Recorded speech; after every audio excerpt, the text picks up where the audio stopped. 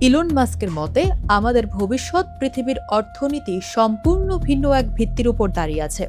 কৃত্রিম বুদ্ধিমত্তা আর রোবোটিক্স আমাদের উৎপাদন ব্যবস্থাকে এমন এক উচ্চতায় নিয়ে যাচ্ছে যেখানে প্রথাগত অনেক কিছুই অর্থহীন হয়ে পড়বে। আজ আমরা জানব সেই দুটি জিনিসের কথা যা এই মহাবিশ্বে কখনোই শেষ হবে না।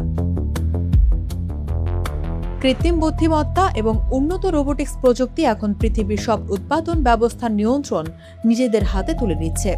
একটি রোবট ক্লান্ত না হয়ে দিন-রাত কাজ করতে পারে, ফলে অদূর ভবিষ্যতে প্রতিটি জিনিস অঢেল পরিমাণে পাওয়া যাবে। কিন্তু এই পুরো ব্যবস্থায় একটি বড় টুইস্ট আছে। একটা রোবট বা কারখানা চললেও তাকে তৈরি করার জন্য লোহা বা খনিজের মতো মৌলিক পদার্থ বা ম্যাটার লাগবেই। আবার সেই কারখানার চাকা ঘোরানোর জন্য প্রয়োজন হবে বিশাল পরিমাণের শক্তি। মহাবিশ্বের এই প্রযুক্তির যুগটি কিন্তু অকল্পনীয় গতিতে এনার্জি বা শক্তি গ্রাস করছে। তাই পৃথিবীতে এমন দুটি জিনিস রয়েছে যা আপনি চাইলেই রাতারাতি অসীম বা আনলিমিটেড করে ফেলতে পারবেন না।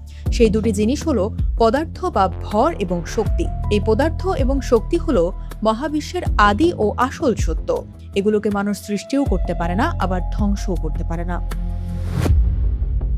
পৃথিবীর বড় বড় পরাশক্তিগুলো এখন এই খেলাটা খুব ভালো করে ধরে ফেলেছে। তারা এখন কাগজের পেছনে না ছুটে বড় বড় পাওয়ার প্ল্যান্ট বানাচ্ছে এবং পৃথিবীর খনিগুলোর মালিকানা নিজেদের নিয়ন্ত্রণে নেওয়ার জন্য মরিয়া হয়ে উঠছে। আগামী দিনের আসল ধনী সেই ব্যক্তি বা দেশই হবে যার নিয়ন্ত্রণে থাকবে পৃথিবীর সবচেয়ে বড় শক্তির উৎস এবং কাঁচামাল বা পদার্থের ভাণ্ডার।